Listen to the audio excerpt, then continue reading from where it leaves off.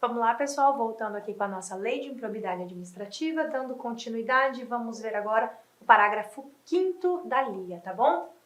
Tem grifo, professora? Tem, mas é bem menos, né, pessoal? O pior, sinceramente, já passou. Tem bastante coisinha ainda aqui pra frente, mas o que era pior aí, que nós precisamos mesmo levar pra prova, já passou, tá? Nós vamos ter lá no finalzinho alguma coisinha, mas daqui pra frente eu prometo pra vocês que vai ser bem mais tranquilo, bem mais sossegado em relação a ela, tá bom? Vamos lá, continuem me acompanhando aí pelo material de apoio disponibilizado na área do aluno, tá bom?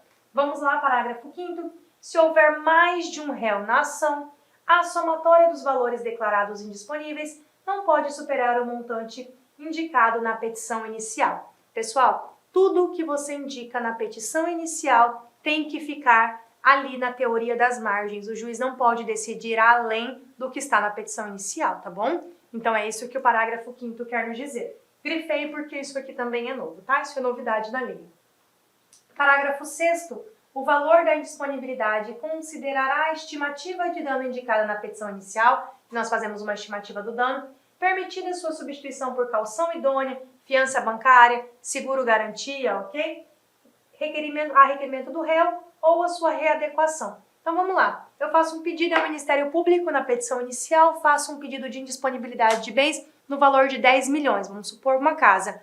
O réu, na ação de improbidade administrativa, diz: olha, eu não gostaria que essa casa ficasse aí indisponível para venda ou para futuras transações. Por isso eu vou caucionar o juízo, tá? Eu vou caucionar mediante uma fiança os 10 mil reais. Eu deposito os 10 milhões de reais. Deposito em dinheiro, pode ser? Pode, sem problema nenhum. Eu não preciso colocar este bem indicado em disponibilidade se ele, por qualquer outro meio idôneo, caucionar o juízo, tá bom?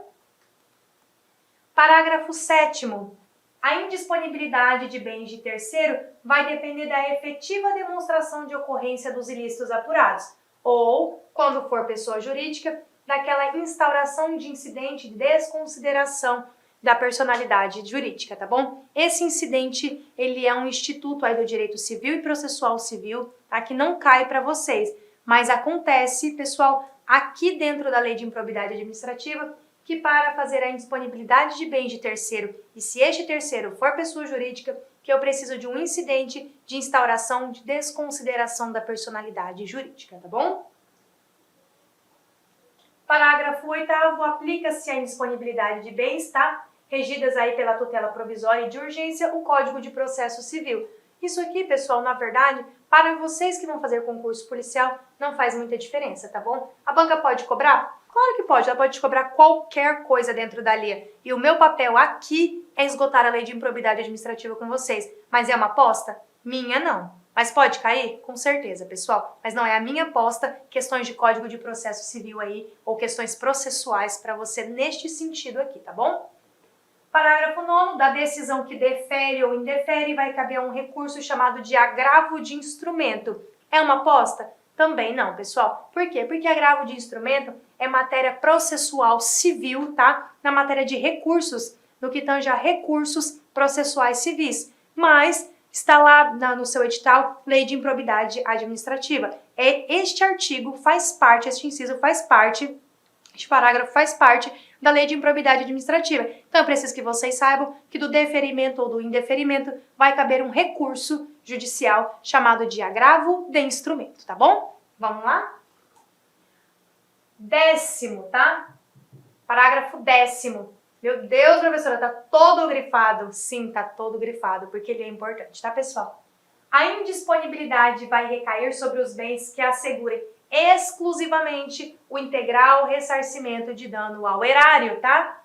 Sem incidir sobre valores a serem eventualmente aplicados a título de multa civil ou sobre acréscimos patrimoniais decorrentes da atividade ilícita. Pessoal, vamos supor que eu comprovei que o dano ao erário foi de 10 milhões. De quanto é a indisponibilidade de bens? 10 milhões. Mas, professor, ainda tem a multa ainda? Sim, a multa é calculada depois. Os 10 milhões do erário eu vou garantir. O resto eu vejo depois, lá no final da ação, tá? O que eu garanto através da indisponibilidade de bens, através do bloqueio, para ficar mais fácil para vocês, dos bens, é o ressarcimento integral do dano ao erário, tá? É o cofre público.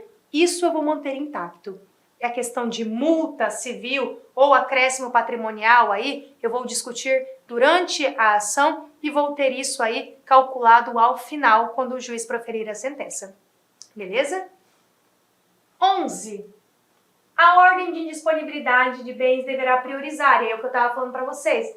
Prioriza, tá, pessoal? Por quê? Porque é mais fácil de colocar a indisponibilidade sobre estes bens aqui. Então, quando eu tenho uma ordem de indisponibilidade, eu vou ver se o réu ele tem um dos seguintes bens, porque se tiver eu vou priorizar para deixá-los indisponíveis, tá? Prioriza-se veículos de via terrestre, bens imóveis, bens móveis em geral, semoventes. O que é semovente, pessoal? Que se move por conta própria. Gado, por exemplo, é semovente, tá bom? Gado, por exemplo, é semovente.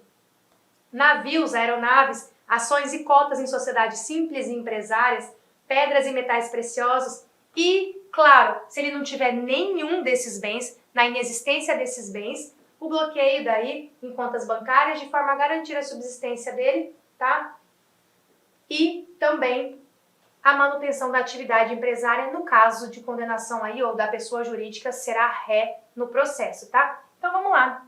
Se eu não tiver veículo, não tenho carro, não tenho casa, apartamento, bens imóveis, não tenho nada móvel, tá? Móvel, por exemplo, pode ser obra de arte, tá bom? Não tenho semovente, por exemplo, gado. Não tem navio, não tem aeronave, tá bom? Não tem ação, não tem cota em sociedade empresarial. Não tem pedras preciosas, nem metais preciosos, não tem joias, tá bom? O que eu vou fazer? Eu vou pedir o bloqueio das contas bancárias. Vou pedir o bloqueio das contas bancárias. Então, pessoal, nós não começamos a bloquear conta bancária, nós começamos a bloquear bens imóveis, veículos, semoventes, bens móveis, joias, tá ok? Que a lei diz aí, pedras e metais preciosos.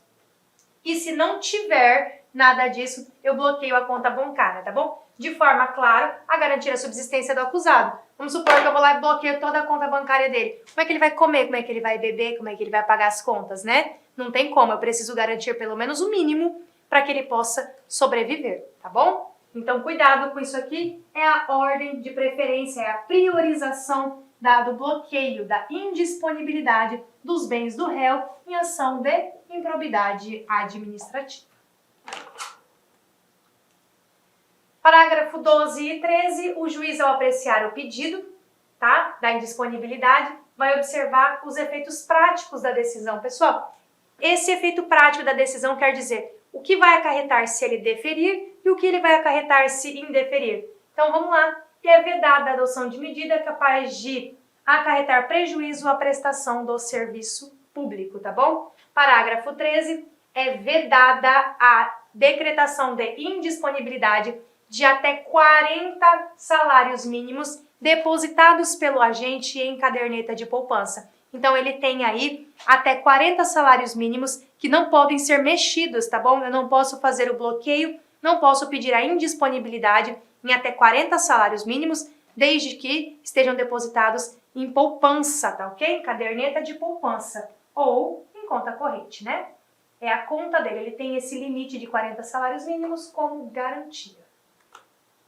14. É vedada a decretação de indisponibilidade de bem de família. Pessoal, bem de família é um conceito extraído lá do Código Civil, tá ok? Bem de família é conceito extraído do Código Civil. É vedada a decretação da indisponibilidade do bem de família. Por quê? Pode ser, pessoal, que este bem, considerado bem de família, tá?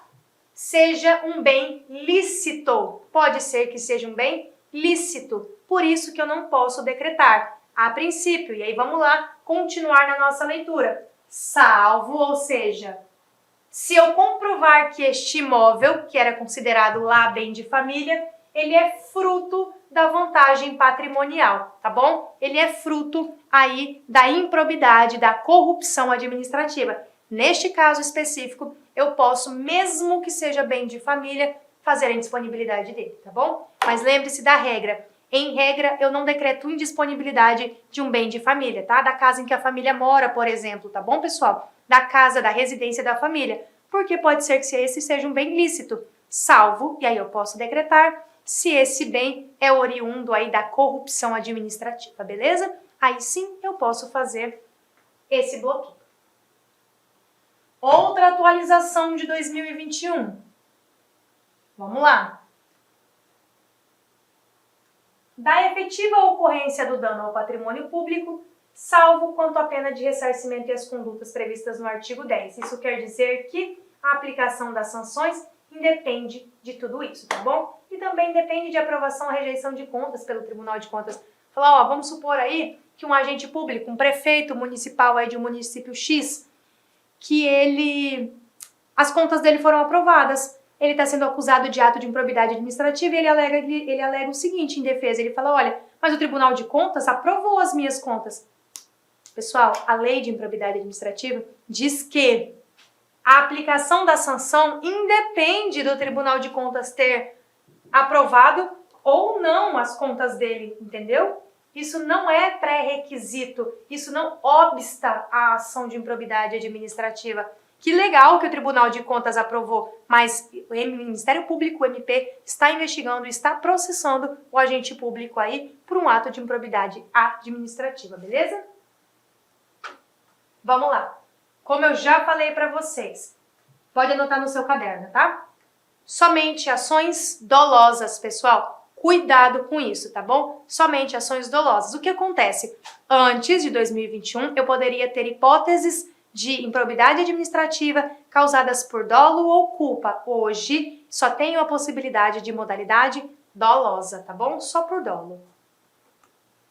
Coloquei um gancho aqui para vocês, pessoal. Esse gancho é constitucional, esse gancho cai sempre em prova e esse gancho é batido, tá bom? Eu preciso que vocês saibam, mas não tem segredo nenhum. É um gancho aí que é oriundo da lei civil, né? Que nós falamos aí em herança, em transferência de bens, porém está aqui, ele é constitucional e ele está na lei de improbidade administrativa. Vamos lá.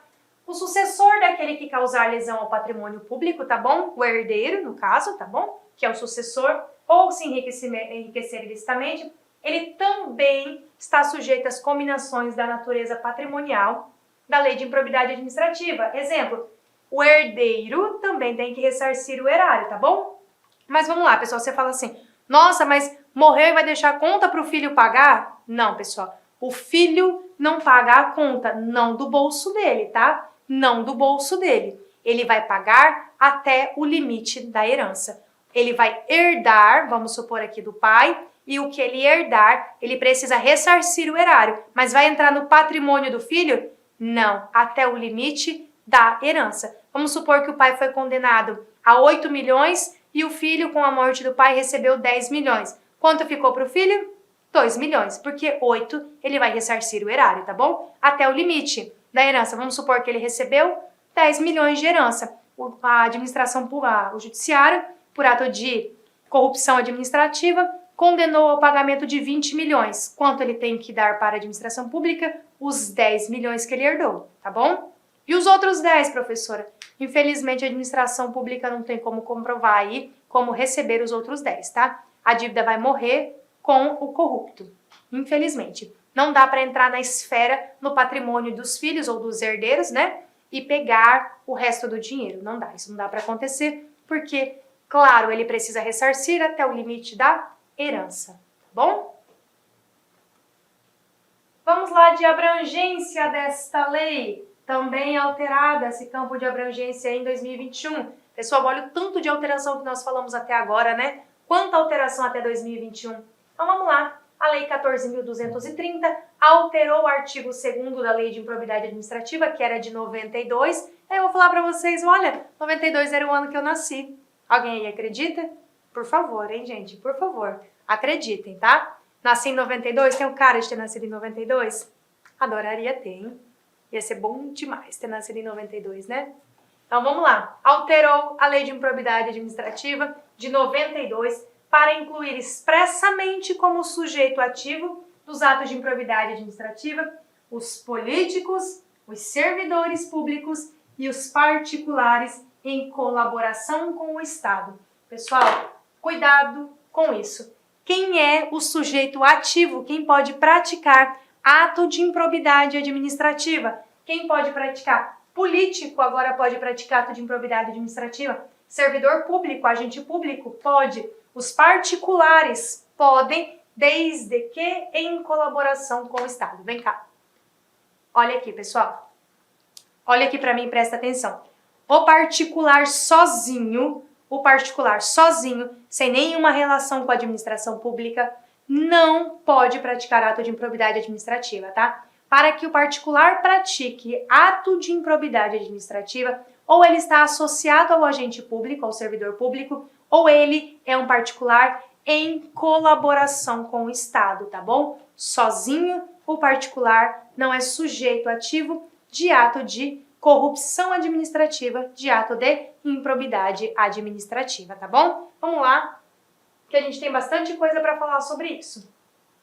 Artigo 2º vai dizer: para os efeitos desta lei, consideram-se agentes públicos. Quem é agente público para os efeitos da lei? É o agente político, é o servidor público e é todo aquele que exerce, tá? Ainda que transitoriamente sem remuneração, por eleição, nomeação, designação, contratação ou qualquer outra forma de investidura ou vínculo, mandado, cargo, emprego ou função na administração pública. Exemplo de quem exerce transitoriamente sem remuneração a função pública: mesário, tá? Mesário. De quem exerce transitoriamente a atividade pública: estagiário. O estagiário, tá bom? Então, considera-se agente público para fins da LIA todo aquele, tá? Que exerce ainda que transitoriamente e sem remuneração atos aí da administração pública nas entidades referidas na lei, tá bom? Lembra do mesário, que é gratuito, né? E lembra do estagiário, tá bom? Parágrafo único no que se refere aos recursos de origem pública, sujeita-se às sanções previstas nesta lei o particular. Pessoal, o particular pode ter todas aquelas sanções da LIA? Sim. A pessoa física? Sim. A pessoa jurídica? Sim. Claro, a pessoa jurídica ela celebra, né, convênios e atos com a administração pública, então ela pode sim receber sanções. Que tipo de sanção, professora? Ela pode receber uma sanção, por exemplo, de multa, ela pode receber uma sanção de proibição de contratar com a administração pública, né? Proibição aí de participar de licitação. São exemplos em que a pessoa jurídica pode ser aí sancionada pela lei de improbidade administrativa. Vamos lá, artigo 3º, apenas dolosamente, tá?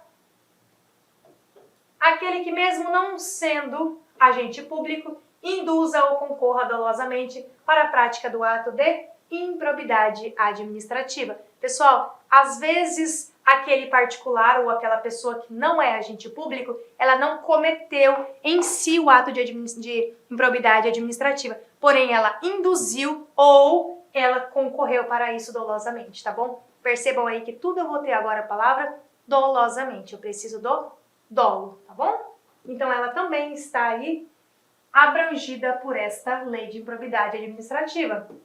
Vamos lá. Os sócios, cotistas, diretores ou colaboradores de pessoa jurídica de direito privado não respondem pelo ato de improbidade que venha a ser imputado à pessoa jurídica, tá, pessoal? Porque eu tenho diferença. Eu, pessoa física, sou uma coisa, eu tenho lá o meu CPF, tá? Eu tenho o meu CPF, eu sou uma pessoa. A pessoa jurídica, eu apenas administro. Eu não sou uma pessoa jurídica. Se eu tiver uma empresa, a minha empresa vai ser uma pessoa jurídica com o CNPJ dela, diferente do meu. Perceba, se ela fosse eu, né? Se essa empresa fosse a minha pessoa, ela teria vinculado a ele meu CPF, teria o meu CPF. Mas não é assim que funciona. Eu, pessoa física, sou uma. A pessoa jurídica é outra e eu apenas administro. Então, se o ato de improbidade foi cometido pela pessoa jurídica, esse ato ele não se comunica aqui com os sócios e os administradores, tá bom? Em regra, vamos lá ver quando se comunica.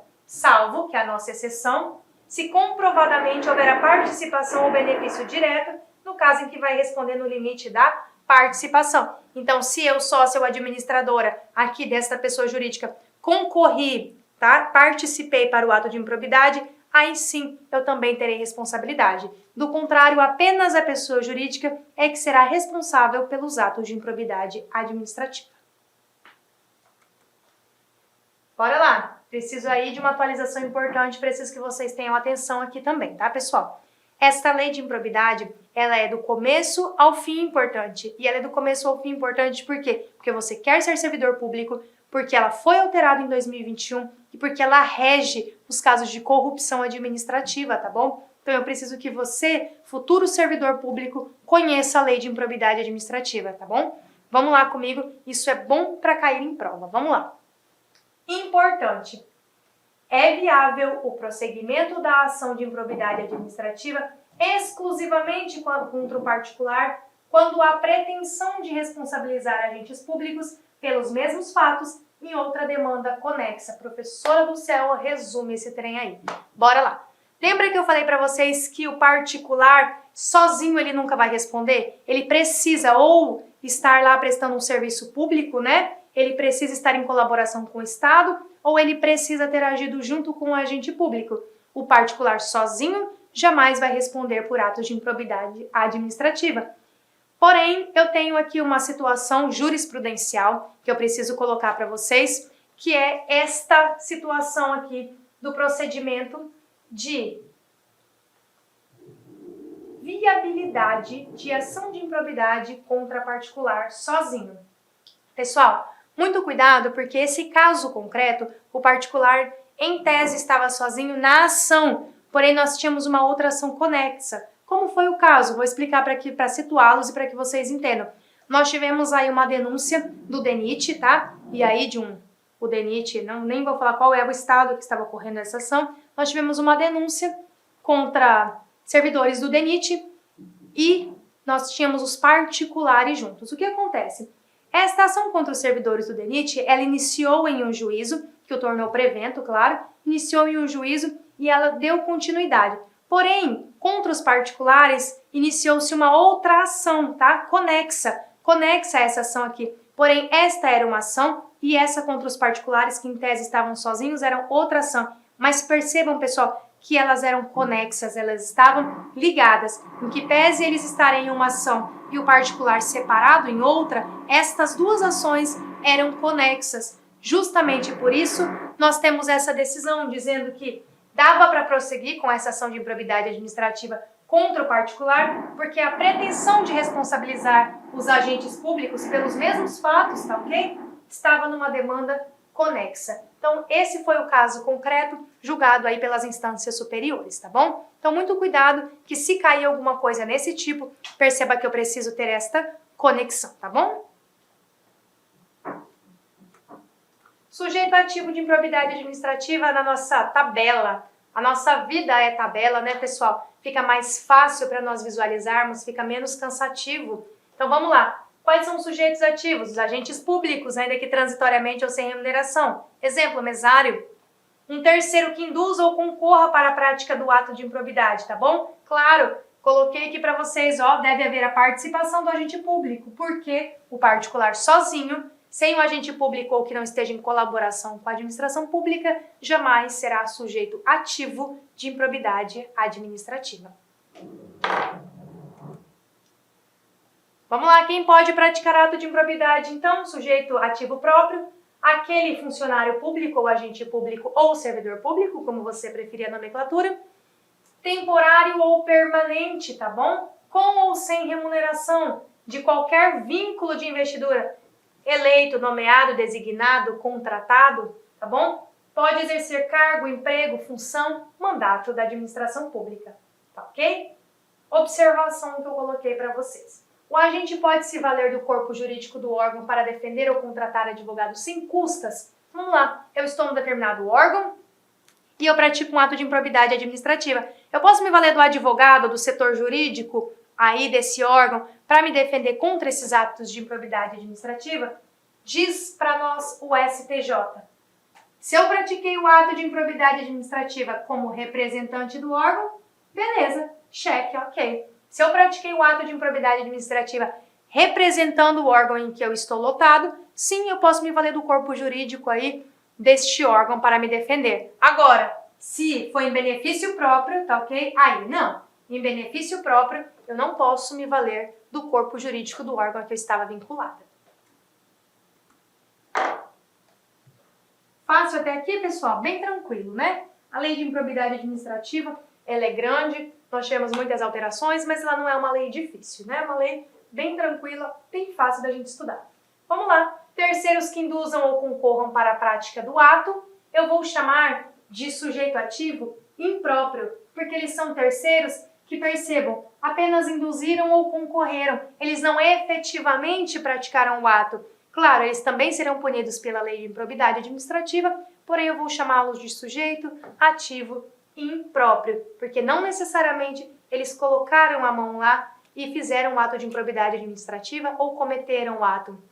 Eles apenas induziram ou concorreram, tá bom? Apenas induziram ou concorreram. Se liga! Bora lá! Terceiros que induzam ou concorram para a prática do ato ou dele se beneficiem de qualquer forma, chamo de sujeito ativo impróprio. Basta que ele concorra, induza ou se beneficie. Pessoal, a lei não me pede mais nada, a lei só me pede que ele concorra, induza, se beneficie dolosamente do ato, tá bom? Claro, o ato, quem vai praticar? O agente público. É só o agente público que consegue ou o particular em colaboração. Mas este terceiro que se beneficiou também vai responder por ato de improbidade administrativa. Se liga 2. A pessoa jurídica pode ser responsabilizada por ato de improbidade administrativa, tá bom? Sempre a pessoa jurídica pode ser responsabilizada por ato de improbidade. E os sócios? Podem? Podem, se comprovar que também agiram junto com a pessoa jurídica e se beneficiaram. Perceba que neste caso, o sócio aí vai ser um terceiro, tá ok? Vamos lá. É uma discussãozinha doutrinária, mas que eu preciso trazer para vocês, porque o STJ já se pronunciou algumas vezes acerca disso, tá bom? Para o STJ, só o presidente da República não está submetido à lei de improbidade administrativa, tá ok? Isto porque a Constituição não trouxe expressamente essa previsão. Então, para o STJ, só o presidente da República que não está abrangido pela lei de improbidade administrativa. Motivo, a Constituição não trouxe esta previsão expressamente, tá ok? Sujeitos passivos da improbidade administrativa, tá bom? Quem que pode sofrer o ato de improbidade administrativa? Nós já sabemos que é a administração pública, mas quem da administração pública? A direta, a indireta? Vamos lá aqui para a tela ver. Sujeitos passivos da improbidade administrativa. Administração pública direta e indireta de todos os poderes e entes da federação, tá ok? Estado, município, União, territórios, tá bom? Autarquia, fundação, empresa pública, sociedade de economia mista. Todas essas podem ser sujeitos passivos de atos de improbidade administrativa. Lembra da Petrobras, né? Imagina quanto que a Petrobras não foi sujeito passivo, aí não sofreu com ato de improbidade administrativa, com corrupção administrativa aí comprovados e aí também trazidos aí pela mídia, né? Entidade privada também, pessoal, entidade privada que receba subvenção, benefício ou incentivo fiscal ou creditício de órgão público. Essa entidade privada, apesar de não ser administração pública no sentido estrito, ela também pode sofrer ato de improbidade administrativa porque ela recebe dinheiro do governo. Exemplo, professora, SESI, SENAI, tá? SESI, SENAI, SESC e etc. São todas entidades privadas, que a gente chama isso aqui de terceiro setor, tá?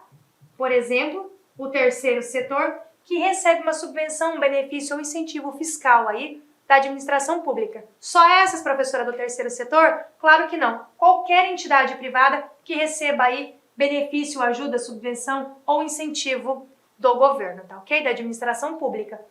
E aí, por fim, entidade privada para a qual o erário haja concorrido para a criação ou custeio. Pessoal, essa entidade privada, a administração pública ajudou a criá-la e também concorre para o custeio, tá bom? E aí, claro, ela é privada, a administração pública só ajuda no custeio. Então, neste caso, a sanção para aquele que pratica ato de improbidade administrativa se limita à repercussão do ilícito sobre as contribuições do cofre público. Então, vamos supor que 80% é privado e 20% vem do órgão público. Então, eu vou calcular aí a sanção do agente público, do sujeito ativo, eu vou calcular em cima de 20%, que se refere à cota parte aí de custeio da administração pública, tá? Então eu vou fazer o cálculo aqui da recuperação do ilícito em cima de 20% no meu exemplo, tá ok? Professor, e se ele concorre com 80%? Então eu vou fazer 80%. E se ele concorre com 50%? Eu vou fazer Inicialmente, eu gostaria de pedir licença para vocês, pois interrompi seus estudos, mas este vídeo é um vídeo demonstrativo para você conhecer os nossos processos.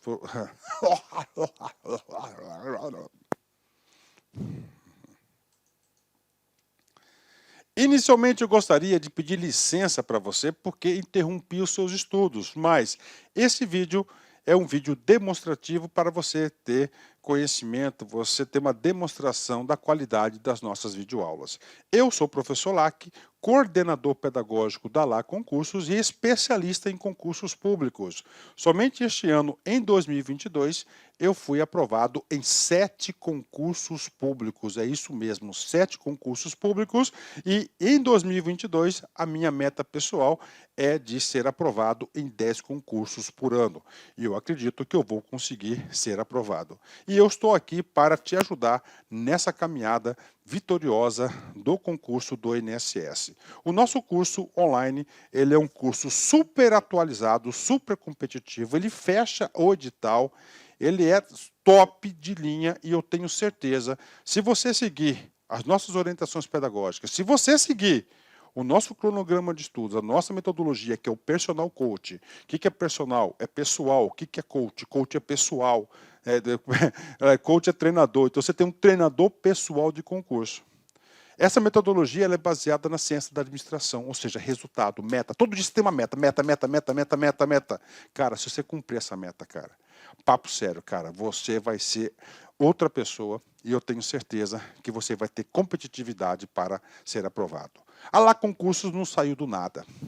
O último concurso do INSS, por exemplo, que teve o edital publicado em 2015 e a prova foi aplicada, salvo engano, em abril de 2016, eram 2.000 vagas, 2.200 vagas, né? 2.200 vagas, e nós tivemos a honra de aprovar 204 alunos dentro, tá, do número de vagas. É isso mesmo, 204 alunos. E neste concurso, nesse certame, nós queremos superar a nossa meta. Essa turma, já tivemos 4 turmas pré-editais, agora a gente está na turma pós-edital do INSS 2022. Bacana? Professor, quanto custa? Está aqui, ó, apenas 10 parcelas de R$30 o nosso curso online, e nós temos o curso presencial também com transmissão ao vivo, né? Olha aí, né? Só para uma postagem do nosso Instagram lá de 2016, né? 204 alunos aprovados, ok? Meus amigos, minhas amigas, espero vocês aqui na LA Concursos. Vocês podem ter certeza que eu, professor Lac, eu farei de tudo mesmo, para que você atinja, alcance o seu resultado.